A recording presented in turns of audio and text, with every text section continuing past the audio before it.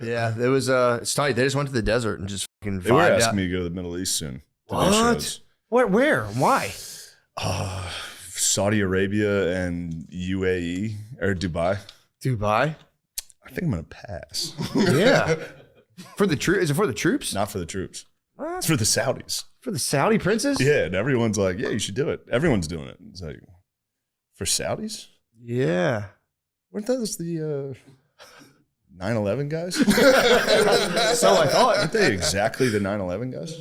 Alright, so if you heard the news, Saudi Arabia is currently hosting a pretty controversial comedy festival in their capital city of Riyadh, with some of the world's most famous comedians headlining the event. Huge names like Kevin Hart, Dave Chappelle, and even Bill Burr are being paid millions of dollars to perform there in the next few weeks. And as you might have already guessed, their fans and their fellow comedians are really hating on them for it. Since Saudi Arabia has a long record of some serious human rights violations and state-sponsored atrocities that these comedians are just gonna ignore while they perform there, I guess. Because if they don't, they could literally end their own lives. Like, it's actually illegal to say some things over there. And the crime is punishable by death. Just look at Jamal Khashoggi. So it's just an overall disappointing time to be a fan of comedy right now. And other comedians realize this too. I mean, just the other day, the guy who played Gabe Lewis from The Office, Zach Woods, hilariously summed up the whole thing in a TikTok post, where he put everyone there on blast, as they're essentially selling their integrity in exchange for enormous quantities of blood-soaked cash. Guys, it's that special time of year.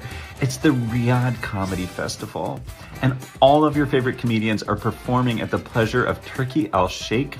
And he is the head of the entertainment authority over there. And he has so many people thrown in prison because they tweeted stuff he didn't like about the soccer team or whatever, that there's a wing of a prison nicknamed after him where they hang people by their heels from the ceiling. Now, there's a lot of drips, killjoys, and dweebazoids who are saying, oh, they shouldn't do comedy over there because it's whitewashing a regime that just in June killed a journalist and killed Jamal Khashoggi and played a big role in 9/11. Shut up. Name one comedian who hasn't whored themselves out to a dictator. Sinbad in the 80s would go perform for dying Nazis hidden out in Argentina. Mr. Bean would do private shows for Idi Amin. Me and Bibi Netanyahu have collaborated. I pitched him a prank show called The West Bank. Let's not get our, moral panties yanked up, wedged high in our rumps. Human Rights Watch has been begging the comedians not to participate in the whitewashing of the horrors that are ongoing in Saudi Arabia. Ugh, what a cockblock. And don't think for a single second that these so-called free speech warriors are just going to go up on stage and suddenly turn into rebels, bravely using their sets as some kind of noble protest against the Saudi regime. Their silence has been bought, packaged, and paid for in full. They're going to keep their mouths shut, tell some pretty safe jokes, collect the check, and then fly on home. Like, there is absolutely no room to deviate from that script. They're not even allowed to make hints at the ugly reality of what the government has done there. Just take a look at what happened to Tim Dillon. He got banned from the festival for something as small as mentioning Saudi slave labor on his podcast. A podcast that he records in America, mind you. I was fired from the Riyadh Comedy Festival.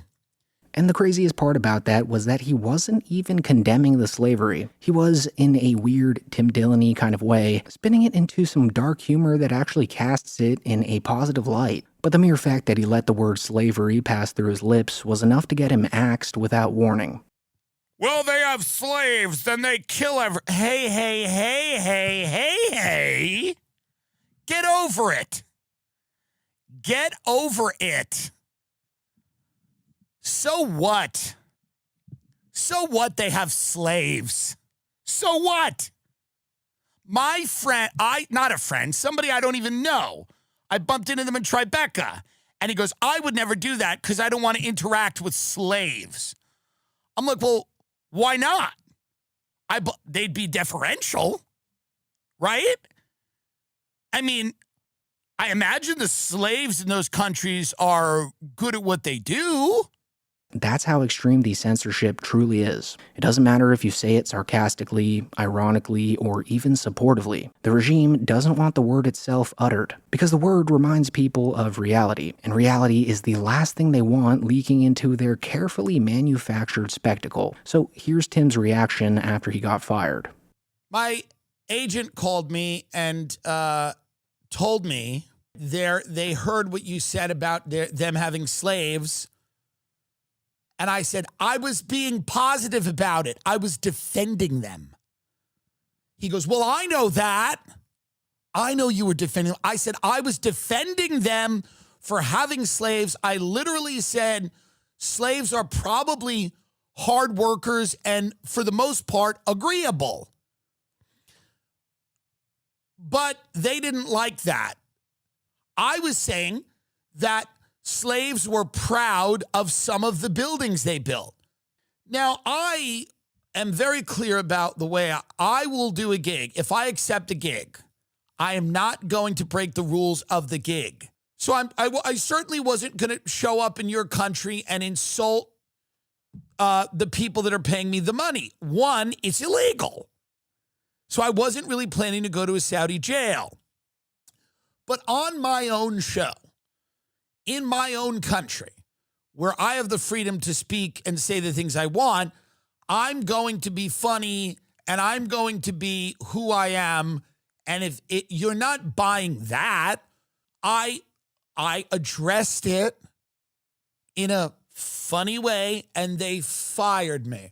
It's just so funny how he's acting shocked that they do something like this. Like, he can't believe that the Saudi Arabian government would do something so unbelievable and uncalled for. I mean, I know that comedians aren't the smartest people in the world, but to think that the Saudis won't micromanage every little thing you say leading up to the event is an extremely boneheaded thought. Again, they're paying them to be puppets. Like, they're not allowed to do the comedy that they've been doing for decades whatsoever. The things that Tim Dillon said that got him fired were, in fact, nothing burgers, as one would say. But to a government that throws women in prison for simply taking off their abaya in public, even the tiniest joke is treated like a national security threat. My Islamophobia and my love of bacon are completely separate things. Not only that, you can go to Muslim countries and yell, I love bacon. There's no laws against it. I will be doing it at the Riyadh Comedy Festival very soon. Get your tickets! Get your tickets! Are you really going to go there? Of course I am. Wow. Why would I not? Would they kill gay people and women? By the way, we've said that about, we say this about every Muslim country is throwing gay people off the roof all the time, by the way. Okay?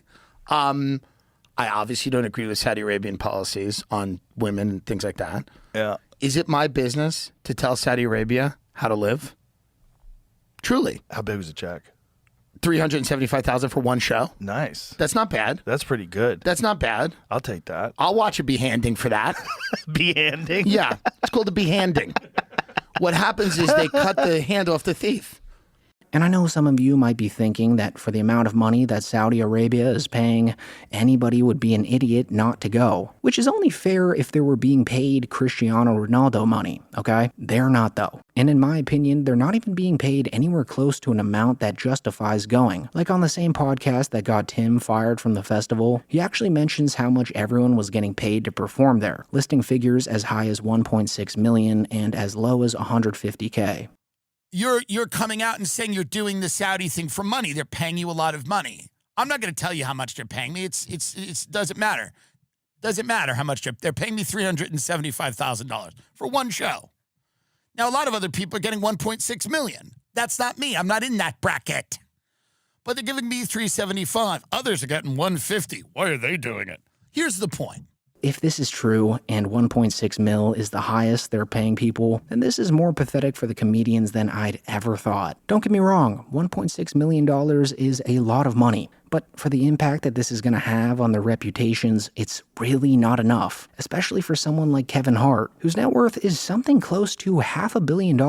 And don't even get me started on the people who accepted the 150K. That's possibly the funniest thing to come out about this festival. Like, sure, 150K is a lot to most people on Earth, but these comedians easily clear that on tour, where, might I just add, they're allowed to say pretty much whatever they want. A guy like Theodore von Kernatowski III literally makes $150K in one night. Just take a look at one of his pay stubs that someone leaked online not too long ago.